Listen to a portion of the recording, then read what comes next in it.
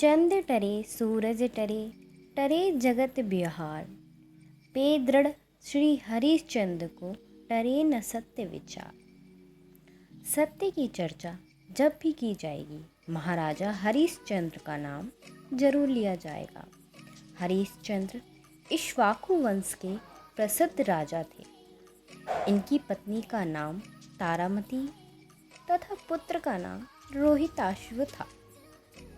तारामती को कुछ लोग शव्या भी कहते थे। महाराजा हरिश्चंद्र की सत्यवादिता और त्याग की सर्वत्र चर्चा थी। महर्षि विश्वामित्र ने हरिश्चंद्र के सत्य की परीक्षा लेने का निश्चय किया। रात्रि में महाराजा हरिश्चंद्र ने स्वप्न में देखा कि कोई तेजस्वी ब्राह्मण राजभवन में आया है। उन्हें बड़े आदर से बिठाया तथा उनका यथेष्ट आदर सत्कार किया।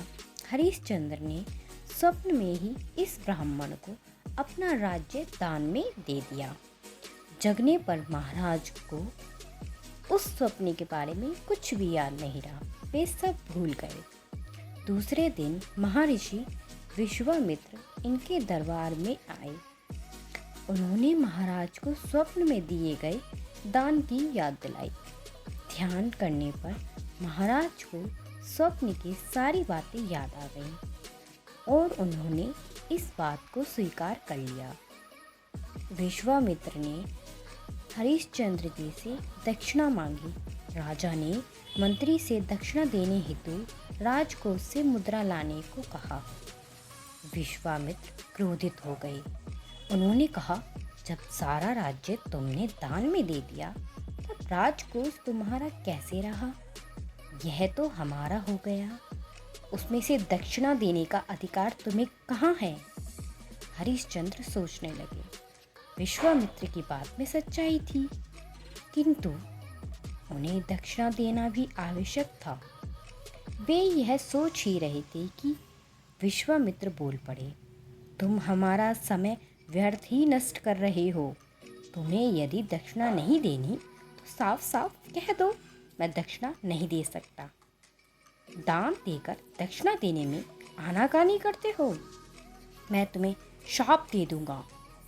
हरिश्चंद्र बोले, राजमहल कोष सब आपका हो गया। आप मुझे थोड़ा समय दीजिए ताकि मैं आपकी दक्षिणा का प्रबंध कर सकूं। काशी में राजा हरिश्चंद्र ने कई स्थलों पर स्वयं को बेचने का प्रयत्न किया, पर सफलता ना मिली। सायंकाल तक राजा को शमशान घाट के मालिक ने खरीद लिया। हरिश्चंद्र अपनी पत्नी और पुत्र से अलग हो गए। तारामती को एक साहूकार के यहाँ घरेलू कामकाज करने को मिला। हरिश्चंद्र को मरघट की रखवाली का काम मिला। तारामती, जो पहले महारानी थी, अब बर्तन मांजने और चौका लगाने का काम करने लगी। स्वर्ण सिंहासन पर बैठने वाला राजा हरिश्चंद्र शमशान पर पहरा देने लगा। जो लोग शव जलाने मरघट पर आते थे, उनसे कर वसूलने का कार्य हरिश्चंद्र को दिया गया।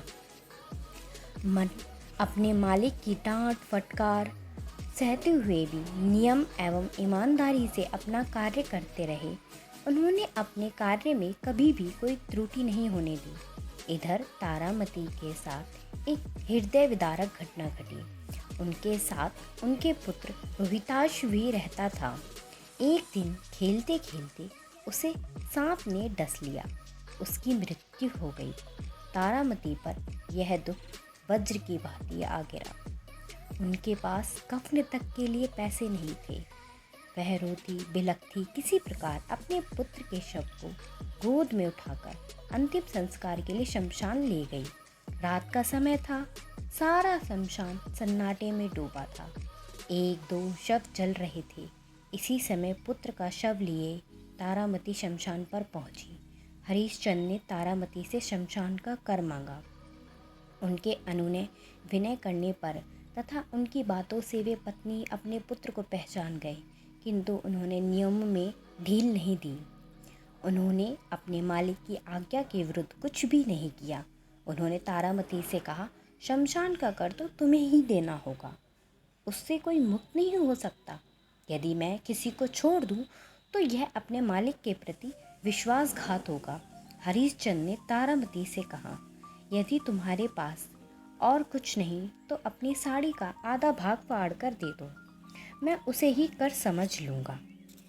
जैसे ही तारामती अपनी साड़ी को फाड़ना आरंभ करती हैं, आकाश में गंभीर गर्जना हुई। विश्वामित्र प्रकट हुए। उन्होंने रोहिताश को जीवित कर दिया। विश्वामित्र ने हरिश्चंद्र को आशीर्वाद दिया और कहा, तुम्हारी परीक्षा हो रही थी वत्स, तुम किस सीमा तक सत्य एवं धर्म का पालन कर सकते हो। यह कहते हुए विश्वामित्र ने उन्हें उनका पूरा राज्य जैसा का तैसा लौटा दिया।